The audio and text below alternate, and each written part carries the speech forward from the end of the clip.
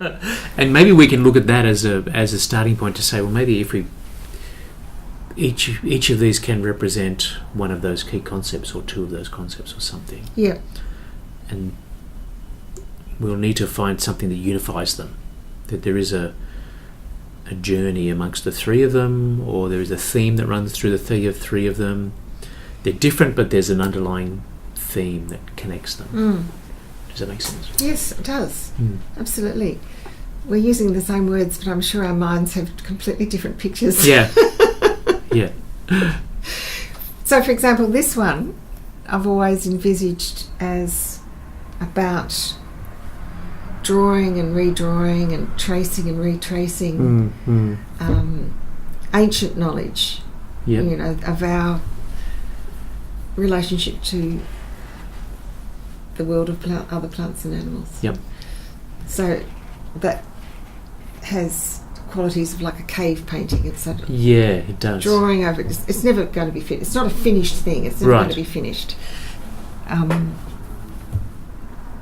So that's, I suppose, to me, the main focus of that one is that concept of learning from the past by incorporating it into your self and drawing it, singing it, dancing it, and hence the avatar plays a role there in that regard. Yep. And if you get more complicated than that, I don't think anybody would really understand that. So that's pretty non-verbal, that one. And that's crossing all cultures, is how I like to think of that. Yeah. Whereas this one here, on the window, because that's going to be seen by people outside as well as inside, there's a chance that lots of people who see it outside won't even come into the exhibition. They might be walk past at night time and see it. So on some level, it has to be a bit literal, so they know, okay, that's about seagrass. So maybe it has to be less subtle than the other ones here, where I think it can be beautifully subtle visually. Yeah. But this is where maybe the animated text can come in. Yeah. And I can tell stories. Yes. I can use that. Yeah. So it's not just a didactic notice. Definitely. There's something interesting about that text. Yeah. So it'll have... I like that. And it will also have to position it at Ku-ring-gai, and so people look at it and say, oh, I think that's Ku-ring-gai or whatever. Even though that'll be hard without words.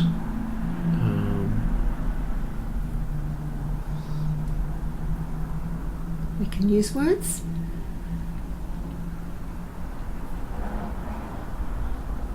I don't know what Ku-ring-gai means. I don't know either. But that's probably a key. We can spell that out. Yeah. And the cycle doesn't want to be too long. That's right. That's always going to be the challenge. Yep. I can do things with the words, like I can bring them on, I can, like Ken's birthday pie, you know, I can... Yeah. They can... Yes. Dance around. Yeah. And form different things. Yeah. That's the one thing I've learnt from the rock engravings at Ku-ring-gai, and I've got a book about them now. The humour, the play. Do you have a pen? Can I just draw this on your thing? And this is something that I didn't see this one, but there's a shark, a fishy thing or something, and it's got a tail. And it's very rude. How does it work? But somehow the fish and... Oh, that's right. There's the man's legs and his head. Ah, okay. So the penis and the mouth are the same. Right. And okay. And I thought, wow. And this is...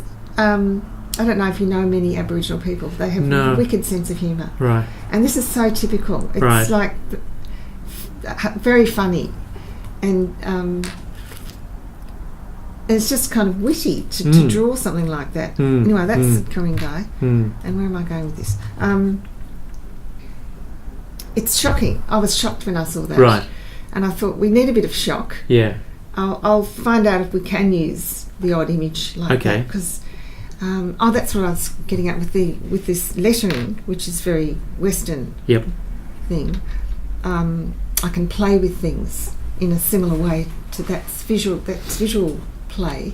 So suddenly a word might appear to be one thing, but it's actually its opposite, or so we can, and that these are all devices for really drawing you in a completely unexpected way to throw you off what you expected to see or feel. To laugh or whatever. Okay. But not for but for good reason. So we find ways.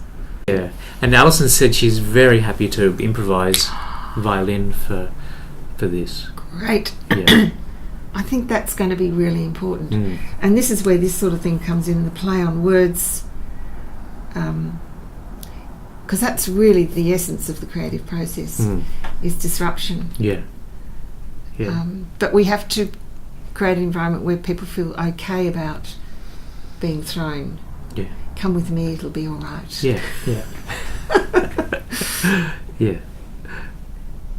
Good. Fabulous. Okay. Good. I think we're progressing. Okay. And that shelf line, that could take different forms. It doesn't have to be a gallery shelf. But I do like the idea of a line, a steady on here. And this is all the crazy stuff. Yeah. Wow.